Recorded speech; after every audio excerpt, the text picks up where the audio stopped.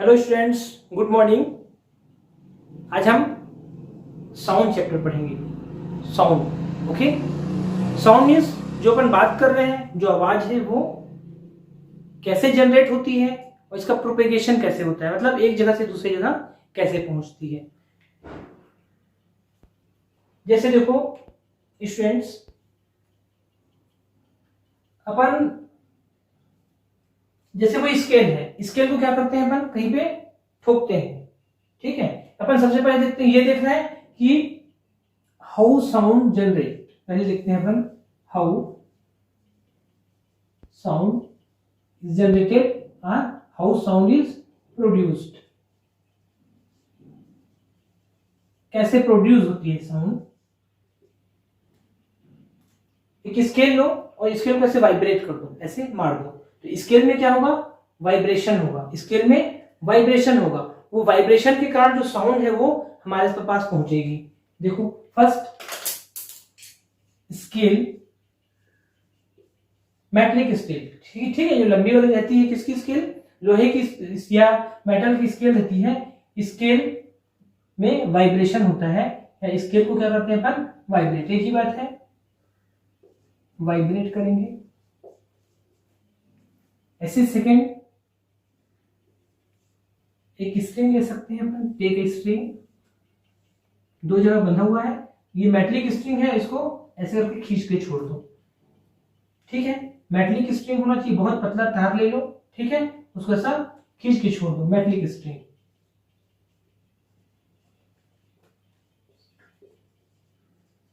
इसको अपन क्या करते हैं, vibrate.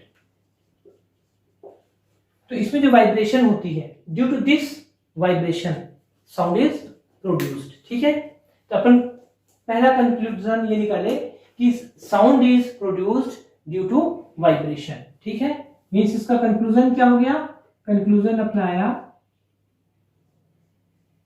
Conclusion sound is produced, sound is produced due to vibration. Okay, first समझ में आ गया। ये जो वाइब्रेट होता है, वाइब्रेट होने के कारण साउंड हमको सुनाई देती है, साउंड प्रोड्यूस होती है, ठीक है, ठीक है। अब वाइब्रेशन होता है तो इफेक्ट क्या रहता है। इफेक्ट, कोई भी ऑब्जेक्ट, ठीक है, कोई भी ऑब्जेक्ट जो ज्यादा इलास्टिक है, इलास्टिसिटी मीन्स जैसे रबड़ या मिट्टी, मिट्टी को अपन ऐसे करके कैसे मोड़ेंगे, क्या करेंगे, मिट्टी को मोड़ेंगे तो अपने आप मुड़ जाएगी। गीली मिट्टी है, मान लो गीली मिट्टी ऐसा है, इसको मोड़ोगे तो अपने आप क्या हो जाएगा, ये ऐसे मुड़ जाएगी। या कोई रबड़ है ना, रबड़ को अपन मोड़ेंगे तो मुड़ेगा नहीं, वो वापस आना चाहेगा, रबड़ वापस आना चाहेगा। तो elasticity means this is a property of metal due to which the object opposes the changes done on it. Means किसी ऑब्जेक्ट में अपन जो चेंज करते हैं उस चेंज को अपोज करता है वो। जैसे मान लो यहाँ पे एक स्केल है, उस स्केल को अपन ऐसे करेंगे तो वो वापस ऐसा आना चाहिए, कैसे वापस आना चाहिए। मीन्स उसमें जो भी चेंज करते हैं उसको फिर वापस आना चाहती है, अपना शेप या साइज में कोई चेंज ना हो। तो कोई भी ऑब्जेक्ट जो है कि ये प्रॉपर्टी जिसके कारण वो अपने शेप या साइज में चेंज जो होता है उसको अपोज करती है, दिस इज कॉल्ड इलास्टिसिटी, ठीक है। तो ये जो इलास्टिसिटी, जिस ऑब्जेक्ट में जितना ज्यादा इलास्टिसिटी होगा उतना ज्यादा वो क्या करेगा, वाइब्रेट करेगा, उतना ज्यादा वाइब्रेट करेगा और उतना ज्यादा साउंड प्रोड्यूस करेगा, ठीक है। इसीलिए अगर कोई रबड़ की स्केल को ऐसे मारोगे या फिर मेटल की स्केल को मारोगे तो मेटल की स्केल से ज्यादा साउंड प्रोड्यूस होगा। क्यों, क्योंकि इलास्टिसिटी जो है वो इलास्टिसिटी मेटल की ज्यादा होती है। तो साउंड जो प्रोड्यूस होता है, it depends on, sound depends upon, it depends upon लिख सकते हैं, it depends upon first elasticity, elasticity means metal की इलास्टिसिटी ज्यादा होगी और रबड़ की कम होगी, तो मेटल से ज्यादा साउंड प्रोड्यूस होगा। एक इलास्टिसिटी पे डिपेंड करता है ना, और सेकेंड लेंथ पे भी डिपेंड करता है। It depends upon length. Length से क्या मतलब है, देखो जैसे एक टेबल अपन ले लिए, से दिस इज टेबल टॉप, ये अपन एक बना लिए टेबल, ये रखा हुआ है, इस टेबल के ऊपर अपन एक स्केल रखे ऐसे करके,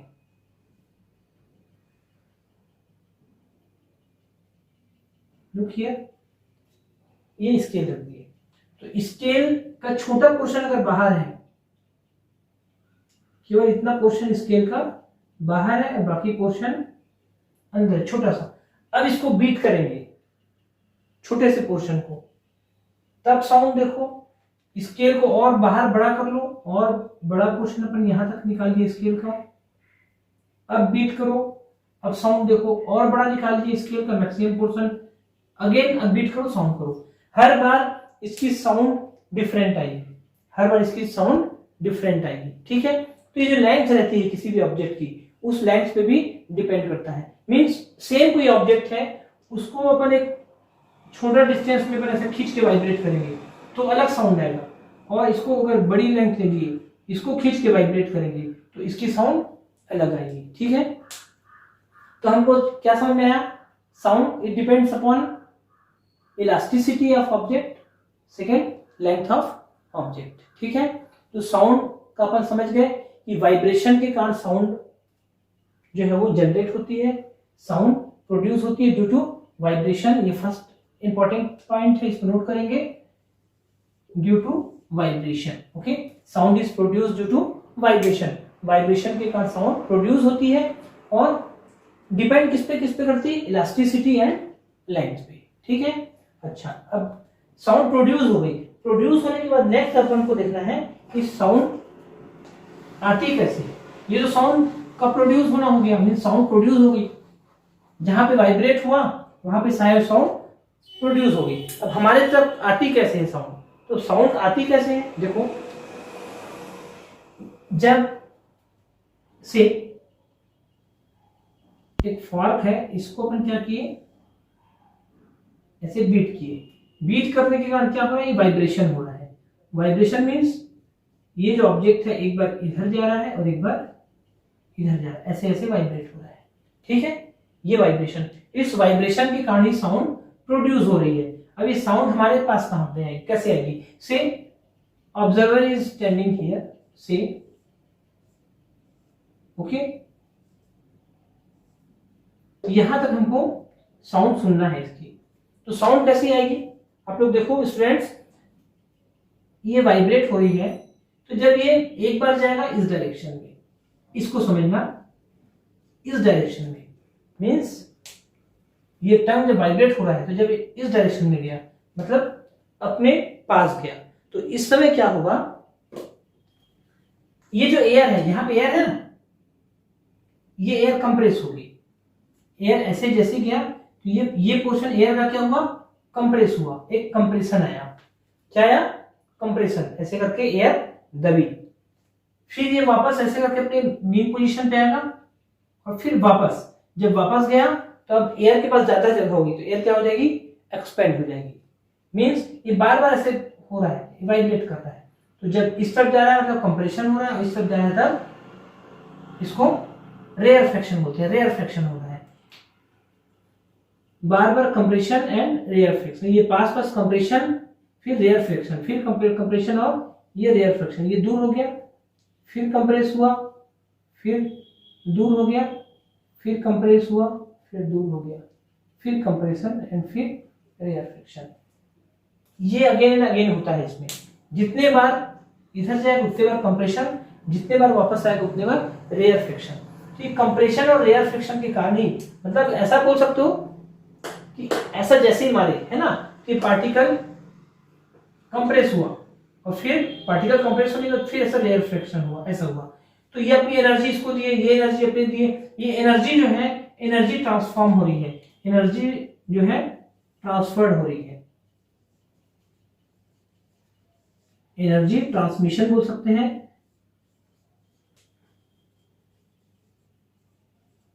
एनर्जी ट्रांसमिशन, ठीक है, ये साउंड जो प्रोड्यूस हुई ये ट्रांसमिट हो रही है और ऐसा जाके हमको सुनाई दे रही है। ठीक है, ऐसा करके यहां तक सुनाई दी, इसको बोलते हैं बार बार इसको कंप्रेशन एंड रेयरफेक्शन। अच्छा, ये इसमें किसमें हो रहा है, ये साउंड का प्रोपेगेशन है। अपन सेकंड देख रहे हैं क्या, propagation of sound, propagation of sound. ठीक है, साउंड का प्रोपेगेशन ये कैसा होता है, साउंड का प्रोपेगेशन होता है due to compression and rarefaction of particles of medium, है ना, ये होता है, क्यों होता है, due to compression. Right down, जितने की पॉइंट्स हैं वो नोट करते जाओ, इससे पूरा चैप्टर क्लियर हो जाएगा। ठीक है, due to compression and rarefaction, and rarefaction of किसका, कंप्रेशन और रेयरफेक्शन, यानी कंप्रेस और होना और फिर रेयरफेक्शन, क्या चीज हो रहा है, जैसे एयर है तो एयर के पार्टिकल्स ऑफ मीडियम लिख देते हैं अपन, पार्टिकल्स ऑफ मीडियम, यहां एयर नहीं लिख रहे हैं, क्यों एयर नहीं लिख रहे हैं, साउंड का प्रोपेगेशन एयर में भी हो सकता है, साउंड का प्रोपेगेशन वाटर में भी हो सकता है, इवन सॉलिड में भी साउंड का प्रोपेगेशन हो सकता है। ठीक है, तो साउंड का प्रोपेगेशन होता है बार बार पार्टिकल्स पास में आ रहे हैं फिर दूर में आ रहे हैं, फिर पास में आ रहे हैं फिर दूर में आ रहे हैं। तो कंप्रेशन एंड रेयरफेक्शन जो हो रहा है, मीडियम, जो भी मीडियम हो सकती है, एयर हो सकती है, मीडियम हो सकता है वाटर, मीडियम हो सकता है कोई सॉलिड, जैसे मेटल हो सकता है, स्टील हो सकता है ना, तो उसके थ्रू साउंड का प्रोपेगेशन हो रहा है। अच्छा, ठीक है, जैसे पार्टिकल्स हैं यहां पे समझना, एक अपन लेते हैं एयर, एक मीडियम है air, the second medium is water and third medium is solid.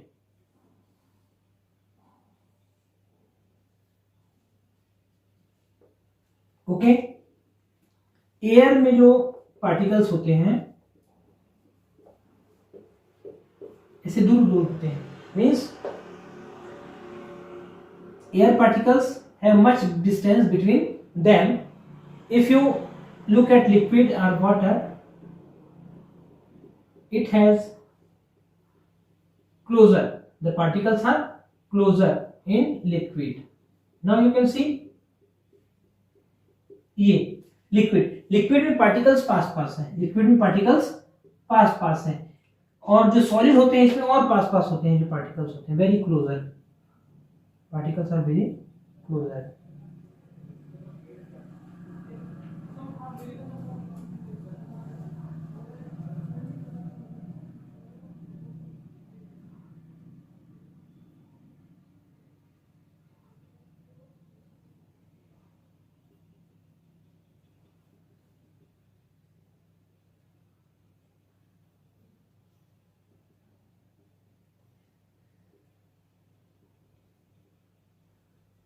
This is solid, इसमें और पास है।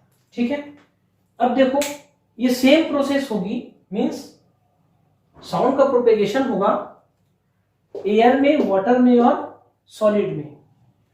तो एयर के पार्टिकल्स कंप्रेस होंगे फिर एक्सपेंड होंगे, अपनी एनर्जी यहां से यहां, यहां से यहां, एयर के थ्रू एनर्जी का ट्रांसमिशन, वाटर के थ्रू एनर्जी का ट्रांसमिशन, और सॉलिड जैसे मेटल, अपन स्टील बात कर सकते हैं, स्टील के थ्रू ये साउंड का प्रोपेगेशन, मींस साउंड इससे जा रहा है। तो इसमें पार्टिकल्स दूर हैं, इसलिए इनको ट्रांसमिट करने में टाइम लगेगा, एक दूसरे से एनर्जी ट्रांसमिट करने में टाइम लगेगा। ये थोड़ी जल्दी ट्रांसमिट करेंगे और इसमें एनर्जी ट्रांसमिशन या साउंड का जो ट्रांसमिशन है वो बहुत जल्दी होगा। साउंड का ट्रांसमिशन इसमें क्या होगा, जल्दी होगा। इसलिए एयर से वाटर में साउंड की स्पीड ज्यादा होती है और वाटर से सॉलिड में साउंड की स्पीड और ज्यादा होती है।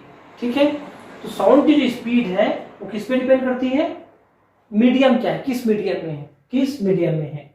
एयर में है धीरे चलेगा, इसमें और फास्ट, और सॉलिड में और फास्ट। तो अपन देख लिए साउंड का प्रोपेगेशन होता है इन वेव्स के कारण। और नेक्स्ट पॉइंट अपन लिखेंगे कि एयर ट्रांसमिशन जो है, एयर से वाटर में साउंड ट्रांसमिशन एयर से वाटर में फास्ट होता है और सॉलिड में और फास्ट होता है। Next point, sound transmission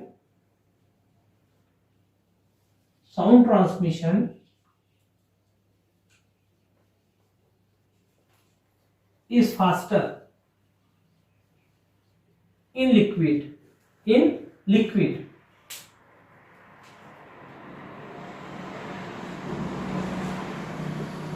than air से लिक्विड में जल्दी होता है।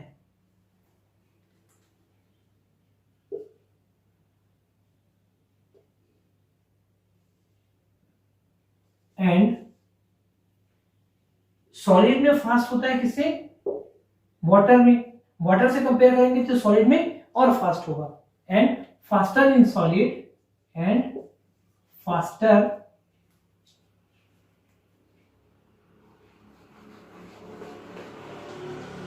In solid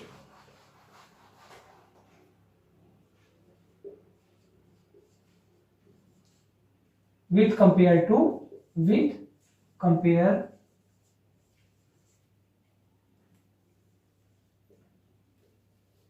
water.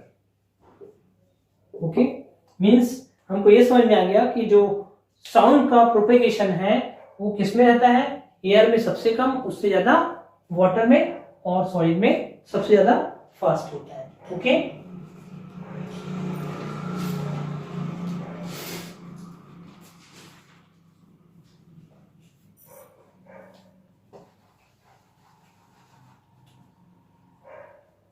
ठीक है।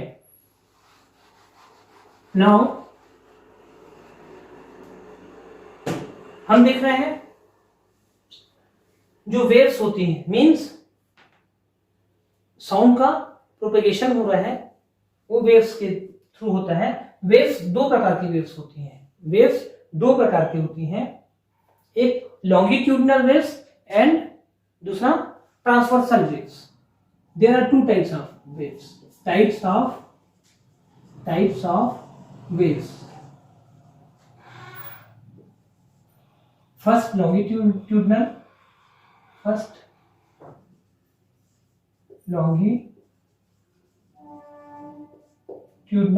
waves and second transversal waves. Okay, longitudinal waves and transversal waves. अपन समझते हैं लॉन्गिट्यूडनल वेव्स और ट्रांसवर्सल वेव्स किनको बोलते हैं। ठीक है, अभी मैंने जस्ट बताया था आपको, क्या बताया था बच्चों, कि एयर कंप्रेस हो रही है, फिर फैल रही है, फिर कंप्रेस हो रही है, फिर फैल रही है ना। तो ये भी वेव्स है, ये वेव्स के थ्रू साउंड का प्रोपेगेशन हो रहा है। ऐसी वेव्स दो प्रकार की होती हैं, there are two types of waves. कैसे, देखो,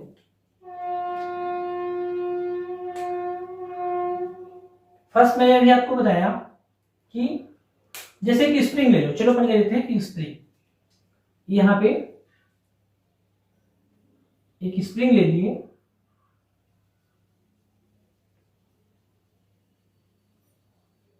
ठीक है, और स्प्रिंग को डायरेक्ट इस डायरेक्शन में कंप्रेस करो, ऐसे करके तेजी से अपन इस डायरेक्शन में से कंप्रेस करेंगे।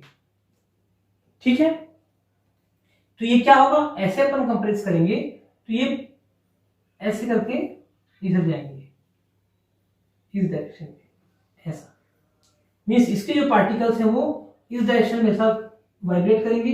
ऐसे कंप्रेस करके अपन छोड़ दिए, ऐसा ऐसा ऐसा फोर्स लगा के छोड़ दिए, मतलब ऐसे फोर्स लगाए और रोक लिए ऐसे करके, तो क्या होगा, यहां तक ऐसा जाएगा, फिर ऐसा लगेगा कि फिर ये वापस आ रहा है कुछ। मींस इस समय जो पार्टिकल मूव करेंगे, हर जगह पार्टिकल जो मूव करेगा अपने पॉइंट से इधर और इधर मूव करेगा। स्प्रिंग के पार्टिकल्स कैसे मूव करेंगे, इस डायरेक्शन में और इस डायरेक्शन में। Okay, this is mean position, this position is called mean position, mean position. जैसे मैंने उसमें बताया था अभी एयर में भी क्या होता है, जब साउंड प्रोपेगेट होती है तो एयर में भी यहाँ पे पार्टिकल है, कंप्रेशन फिर रेयरफेक्शन फिर कंप्रेशन फिर रेयरफेक्शन, मतलब वही पार्टिकल्स ऐसे ऐसे मूव कर रहे हैं। मान लो साउंड इधर जा रही है और पार्टिकल भी इस डायरेक्शन में वाइब्रेट कर रहे हैं। किस डायरेक्शन में, इस डायरेक्शन में। ये पार्टिकल का है ये, और ये साउंड का डायरेक्शन है। ओके, तो जब पार्टिकल का डायरेक्शन, वाइब्रेशन का डायरेक्शन और साउंड का डायरेक्शन दोनों पैरेलल हो, जैसे यहां पे पार्टिकल भी ऐसा मूव कर रहा है और जो वेव है पूरी वेव भी इस डायरेक्शन में मूव कर रही है, दोनों पैरेलल रहती है, तब इनको बोलते हैं longitudinal. They are called longitudinal waves. इसको बोलेंगे लॉन्गिट्यूडनल वेव्स। ओके, अच्छा सेकेंड देखना, इसको ऑब्जर्व कर सकते हो बहुत इजीली। क्या करना, अपन एक थोड़ी मोटी रस्सी ले लिए, थोड़ी मोटी रस्सी ले लिए, उस मोटी रस्सी के एक पार्ट को जस्ट यहां पे बांध लो। ओके, ये दीवार है, इस वॉल में we have tied a thick rope, और इसको ऐसे करके अपन ऐसे हिलाएंगे इस डायरेक्शन में। किस डायरेक्शन में, इस डायरेक्शन में से हिलाएंगे तो ऐसी वेव बनती है। ओके, ऐसे करके तो अपन को ऐसा लगेगा जैसे यहां पे हिलाए तो एक वेव बनी, ऐसे करके वो पूरी ऐसे करके वहां तक जाती है। यहां पे हिलाएंगे तो ये वेव ऐसे करके ये ऐसे जाती है। वेव का डायरेक्शन क्या हो गया, यहां से यहां, मींस जो वेव है, वेव का डायरेक्शन कैसा हो गया, ये वाला डायरेक्शन है, ये वेव। ऐसा जैसे हिलाएंगे, यहां से हिलाओगे तो पूरी दीवार तक ऐसे वेव जाएगी। और पार्टिकल्स बताओ, जो रस्सी का एक पार्टिकल है, ये मीडियम क्या हो गया, रोप। इस रोप के पार्टिकल कैसे वाइब्रेट कर रहे हैं, किसी भी जगह पे देख लो, मान लो इस पॉइंट पे देखोगे तो ये, मान लो ये रोप में तुम इस पॉइंट को देखोगे, ये पॉइंट कहां जाएगा, ऊपर नीचे वाइब्रेट करेगा। इसको भी देखोगे तो ये पॉइंट ऐसा करके यहां नहीं गया, ये पॉइंट नीचे ऊपर, मींस जो मीडियम है, मीडियम क्या हो गया, रोप। अभी रोप का जो पार्टिकल है एक बार ऊपर जा रहा है और एक बार नीचे जा रहा है। This is particle vibration,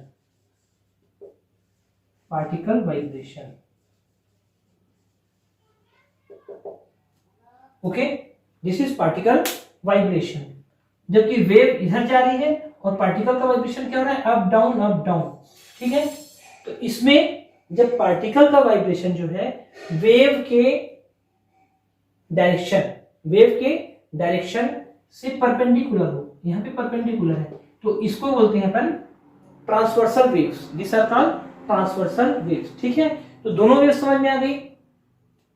longitudinal waves, longitudinal में जिस डायरेक्शन में वेव जाती है उसी की पैरेलल पार्टिकल का वाइब्रेशन होता है।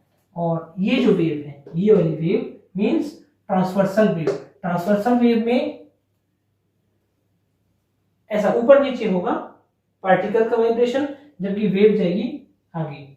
जस्ट एक चीज समझो, आप लोग प्रैक्टिकल भी कर सकते हो इसको। बहुत अच्छा एग्जांपल है ट्रांसवर्सल वेव का। क्या करो, एक पॉन्ड में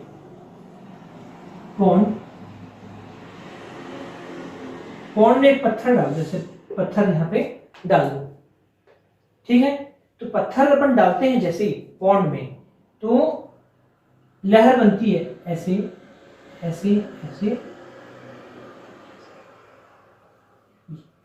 जहां पे पत्थर फेंकेंगे वहां पे लहर बनती है और ऐसे बढ़ते बढ़ते बढ़ते बहुत दूर तक जाती है वो लहर। ठीक है, तो एक्चुअली क्या हो रहा है, इसमें होता क्या है, यहां पे अपन जैसे ही पत्थर डाले, यहां पे क्या डाले, पत्थर डाले, तो लहर बनी और ये लहर दूर तक जा रही है। ये पानी दूर तक नहीं जा रहा है, इसमें ध्यान रखोगे कि ऐसा लगता है कि पानी दूर तक जा रहा है, लेकिन पानी दूर तक नहीं जाता है। यहाँ पे पहचानने के लिए क्या कर सकते हो कि यहाँ पे एक छोटा सा पत्ता रख दो, एक लीफ, यहाँ क्या रख दिया, एक लीफ रख दी, यहाँ पे पत्ता रख सकते हो, छोटा सा कागज का टुकड़ा रख सकते हो जो इजिली विजिबल हो।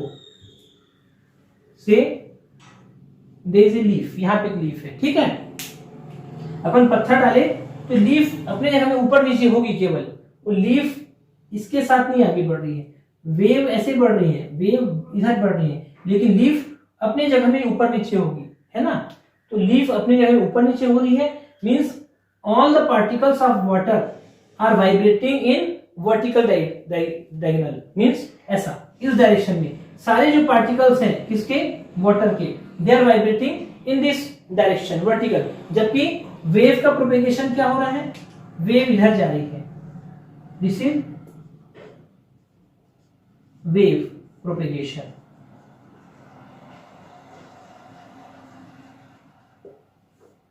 So the direction of wave is this way, and the direction of vibration of water particles are vertical, ठीक है। तो ये वर्टिकल है, तो ये जो वेव होती है, ऐसी वेव, इसको हम बोलते हैं ट्रांसवर्सल वेव, ठीक है। तो ट्रांसवर्सल वेव समझ गए, और ये जो वेव है, इस वेव को अपन समझ गए लॉन्गिट्यूडनल वेव। तो साउंड का जो प्रोपेगेशन हो रहा है, साउंड का प्रोपेगेशन वो किससे हो रहा है, लॉन्गिट्यूडनल। याद रखेंगे, साउंड का भी जो अपन प्रोपेगेशन देख रहे हैं, ये साउंड का प्रोपेगेशन किसमें होता है, लॉन्गिट्यूडनल वेव में हो रहा है, क्योंकि ऐसा कंप्रेशन हो रहा है, फिर रेयरफेक्शन हो रहा है, ठीक है। तो ये अपना साउंड का प्रोपेगेशन हो गया।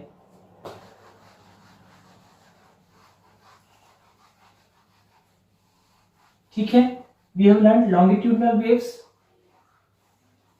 And transversal waves.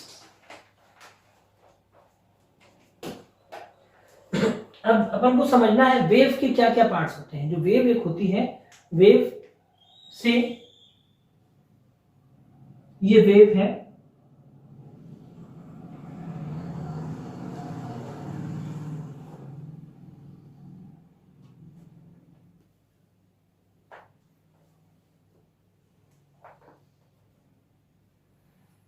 इसको हमको पहचानना है, ठीक है। ये ग्राफ बना है, एक्चुअली किसका ग्राफ है, वेव का। This direction it shows density of air particle बोल सकते हैं, अगर एयर में वेव जा रही है तो, ठीक है।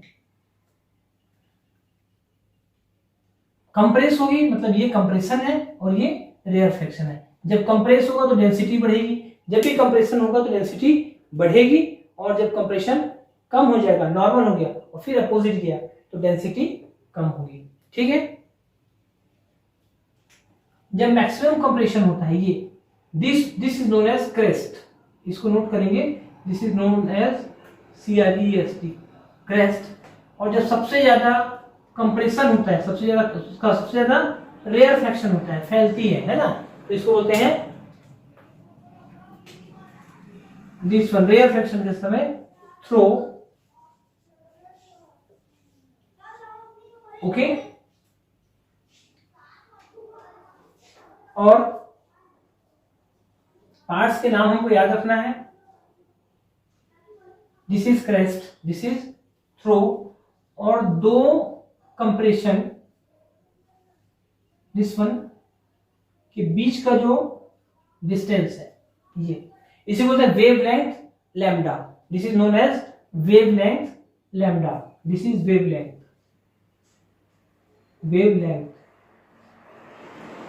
okay, this is also wavelength and this is also wavelength lambda, ठीक है। जो डेंसिटी है, maximum density, you can look here,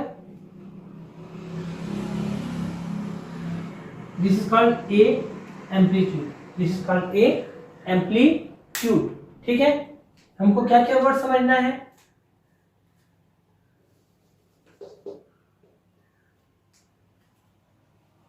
look here, some important words that we have to understand about this one. First wavelength,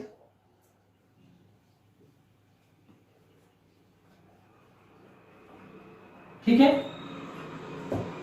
wavelength क्या होती है? Wavelength, ठीक है,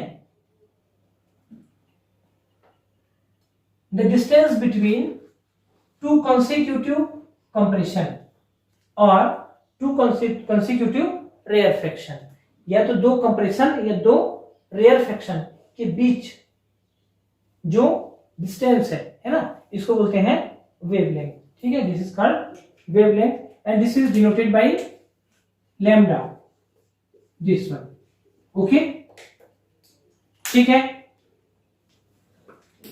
next amplitude, amplitude means maximum, ये जो मैक्सिमम है ना, मैक्सिमम कंप्रेशन और maximum rarefaction is called amplitude. Second amplitude,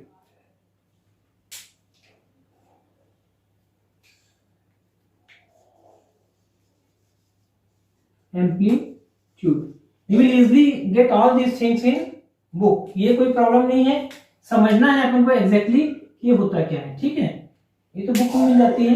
amplitude क्या होता है? मैक्सिमम कंप्रेशन या फिर मैक्सिमम रेयरफेक्शन, इसको बोलते हैं एम्पलीट्यूड, ठीक है।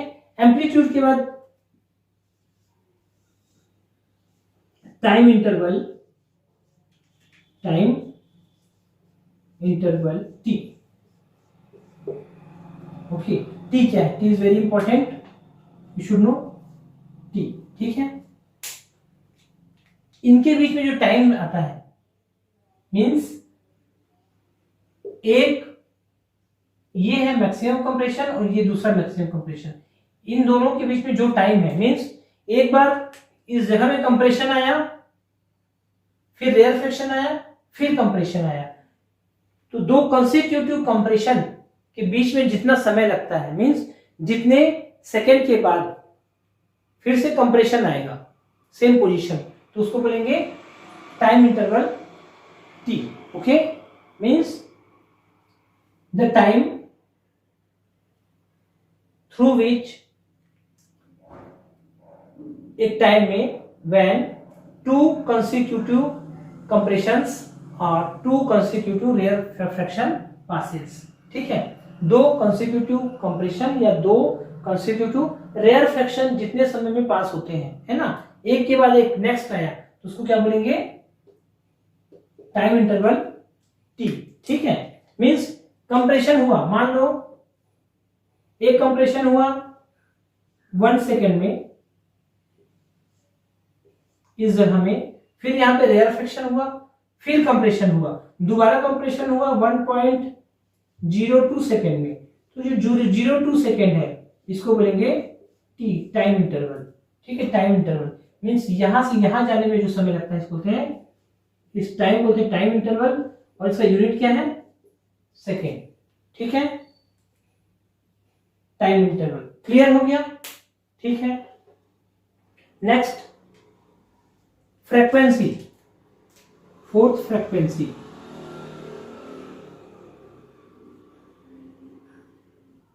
फ्रीक्वेंसी इसको न्यू से या ऐसा denoted by this one, okay.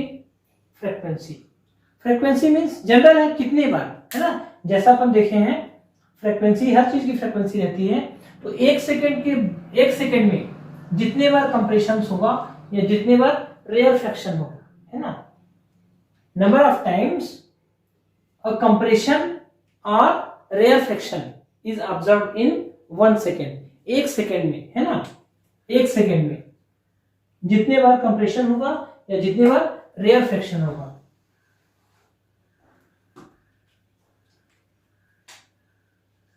New उसको बोलेंगे फ्रीक्वेंसी। देखो जैसे समझो, मान लो 1 सेकेंड में, ये जनरल वाइब्रेशन समझ सकते हो, फ्रीक्वेंसी राउंड सर्कल में भी होता है, कोई पार्टिकल इधर इधर हो रहा है तो भी हो रहा है। अगर एक पार्टिकल 1 2 3 4 टाइम्स वाइब्रेट कर रहा है। कितने टाइम्स वाइब्रेट कर रहा है, इसको बस समझ रहे हैं फ्रीक्वेंसी को। 4 टाइम्स वाइब्रेट कर रहा है, ठीक है, इन 1 सेकेंड में। ठीक है, 4 वाइब्रेशन कितनी हो गई इसकी, 4 वाइब्रेशन हुई 1 सेकेंड में। ठीक है, जस्ट अपन समझ रहे हैं 4 वाइब्रेशन कितनी देर में, 1 सेकेंड में। 1 सेकेंड में 4 वाइब्रेशन। ठीक है, अच्छा एक वाइब्रेशन में, कैन यू टेल मी, एक वाइब्रेशन में कितना समय लगेगा, 1 वाइब्रेशन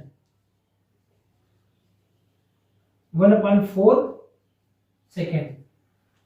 1 सेकेंड में अगर 4 टाइम्स वाइब्रेट हो रहा है, 1 सेकेंड में कितने बार, 4 टाइम्स वाइब्रेट हो रहा है, तो एक वाइब्रेशन में कितना लगेगा, 1/4 सेकेंड, क्योंकि 4 वाइब्रेशन हो जा रहे हैं 1 सेकेंड में।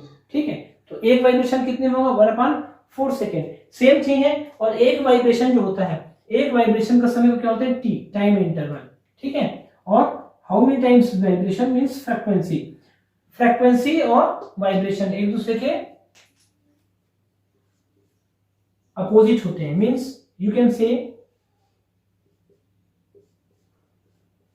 इन this way. Okay, v equal to 1/t, nu, actually nu है ये, nu frequency equal to 1 time interval. ठीक है, frequency equal to 1/t।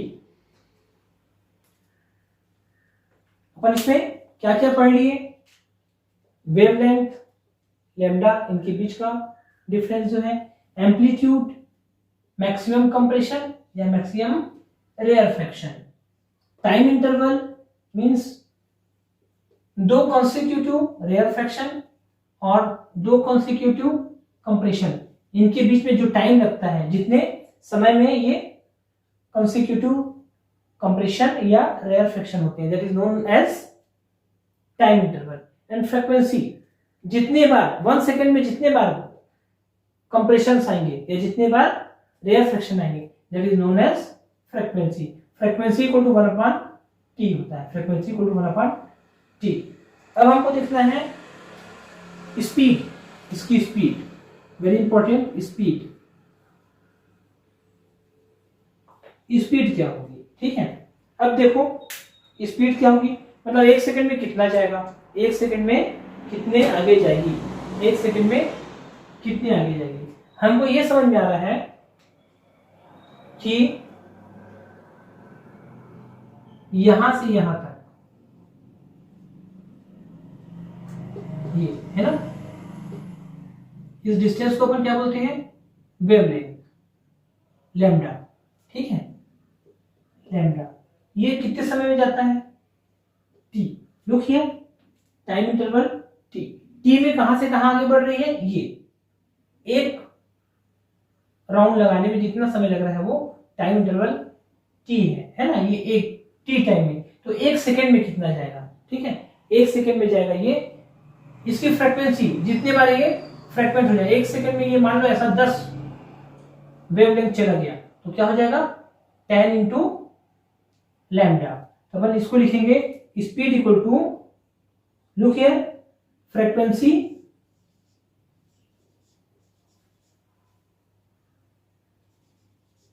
Into wavelength, इसको अपन बोलते हैं nu into lambda, this is speed equal to. Okay, so ऐसा लिख सकते हो, या फिर इसको अपन क्या लिख सकते हैं, लैम्डा इंटू फ्रीक्वेंसी न्यू को अपन लिख सकते हैं लैम्डा इंटू फ्रीक्वेंसी का अपोजिट क्या होता है, 1/t। ठीक, दोनों फार्मूले हैं स्पीड ऑफ लाइट, मींस अपन को अगर वेवलेंथ मालूम है, फ्रीक्वेंसी मालूम है, wavelength into frequency, you can find speed of light. Okay, इससे रिलेटेड क्वेश्चन अपन को करना है, लेकिन पहले इसको प्रैक्टिस कर लो अच्छे से, ये सारी चीज मालूम हो जाएगी, इसके बाद अपन रिलेटेड क्वेश्चंस करेंगे।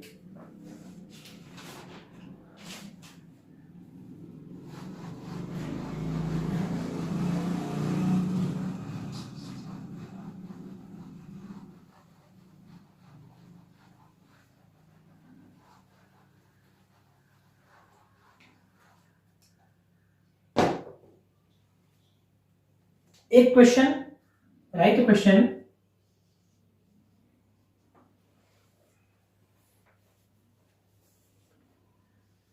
Frequency of a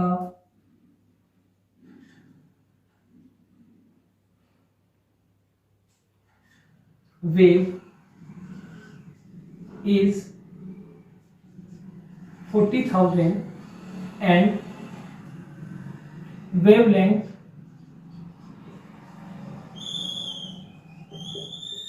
is 0.002 centimeter. Find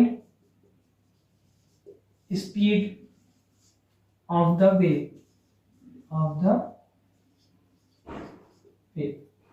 Okay. Frequency of a wave is 40,000. Frequency equal to 40,000. Okay. And wavelength means lambda is 0.002 centimetre. ठीक है. सेंटीमीटर को मीटर पर सेकेंड अपन करेंगे, तो मीटर में कन्वर्ट करने के लिए क्या करेंगे, फर्स्ट सेंटीमीटर है, इसको लिख देते हैं 2/1000 मीटर. ओके, 2/1000 मीटर ये हो गया. और सॉरी सेंटीमीटर ही होगा, ये केवल डेसिमल हटाए हैं. 2/1000 सेंटीमीटर, और इसको मीटर में बदलना है फिर से, तो 2/1000 into 100 metre. Okay, this one. Now speed equal to क्या होता है, frequency into wavelength. Frequency 40,000 into 2 upon this one, 1 2 3 4, 1 2 3 4.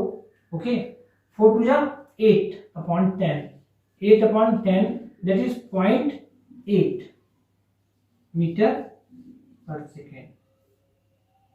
Okay, frequency into wavelength. इसकी प्रैक्टिस करना और फिर बाकी पोर्शन नेक्स्ट है. ओके स्टूडेंट्स, रीड करो पूरा चैप्टर, एक बार रीड करो और इसको भी रिवाइज करो. Best of luck.